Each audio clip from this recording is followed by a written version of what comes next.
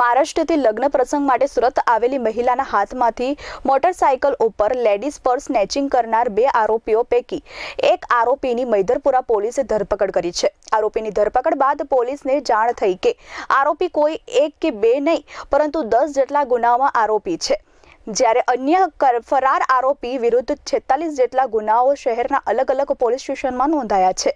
સુરત શહેરના સલાબતપુરા, પૂર્ણા, કાપોદ્રા, ઉધના, ખટોદરા, મૈદરપુરા, લિંબાયત, સચિન, ડિંડોલી, ખટોદરા વિસ્તાર બાઇક પર બેસીને મહિલાઓ અને વૃદ્ધ લોકોને ટાર્ગેટ કરનાર ગેંગના એક આરોપીની સુરત મૈદરપુરા પોલીસે ધરપકડ કરી છે। અનિશ ભેસ્તાનમાં રહે છે અને તેની ઉપર મારામારી અને સ્નેચિંગના 10 જેટલા ગુના નોંધાયા છે, જ્યારે અન્ય આરોપી શોએબ ઉર્ફે લાલ રહીશ ખાન પઠાણની શોધખોળ સુરત પોલીસ દ્વારા કરવામાં આવી રહી છે। આ અંગે ડીસીપી પિનાકીન પરમારે જણાવ્યું હતું કે મૈદરપુરા પોલીસ સ્ટેશનમાં એક પર્સ સ્નેચિંગનો ગુનો દાખલ થયો હતો। મુંબઈથી સુરત લગ્ન પ્રસંગ માટે આવેલી મહિલા રેલવે સ્ટેશનથી પોતાના ઘરે જતા હતા, તે દરમિયાન બાઇક પર આવેલા 2 લોકો પર્સ સ્નેચિંગ કરી ગયા હતા। પર્સની અંદર સોનાના ઘરેણાં અને રોકડા રૂપિયા હતા, જેની કુલ કિંમત 3 લાખ રૂપિયાની પણ વધુ હતી। આ અંગે તરત જ ગુનો દાખલ કરી તપાસ હાથ ધરવામાં આવી હતી। તેઓએ વધુમાં જણાવ્યું હતું કે ગણતરીના કલાકોમાં આરોપી અનિશની ધરપકડ કરવામાં આવી હતી, જે બાઇક પર આ લોકોએ પર્સ સ્નેચિંગ કરી હતી તેને પણ કબજે લેવાયો છે।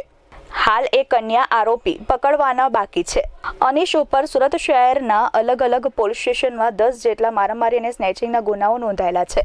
વોન્ટેડ શોએબ ઉપર 45 કરતાં પણ વધુ ગુના મારામારી, લૂંટ અને સ્નેચિંગના ગુનાઓ દાખલ છે।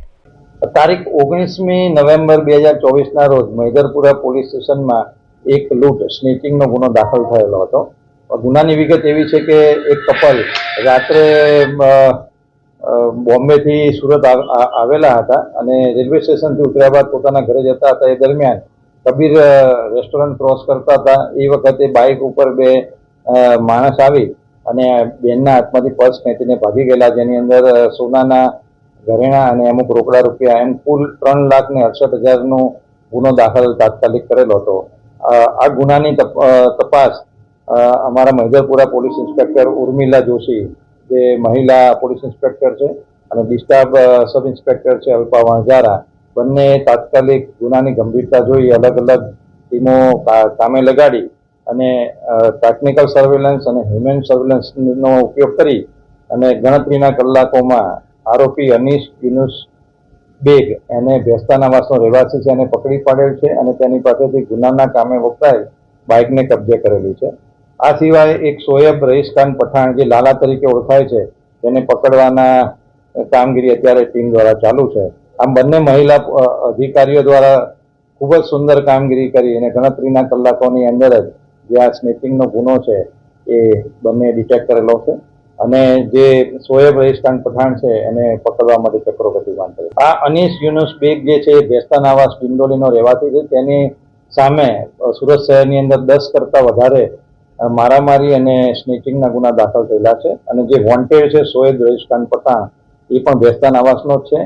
એની સામે તો 45 કરતાં વધારે ગુનાઓ સુરત શહેરની અંદર ચેન સ્નેચિંગના અને સ્નેચિંગના લૂંટના ગુનાઓ દાખલ થયેલા છે। આમ બંને મહિલા અધિકારીઓ દ્વારા ખૂબ જ સુંદર કામગીરી કરી ગણતરીના કલાકોમાં આવા રીઢા ગુનેગારોને પકડી ધરપકડ કરેલી છે।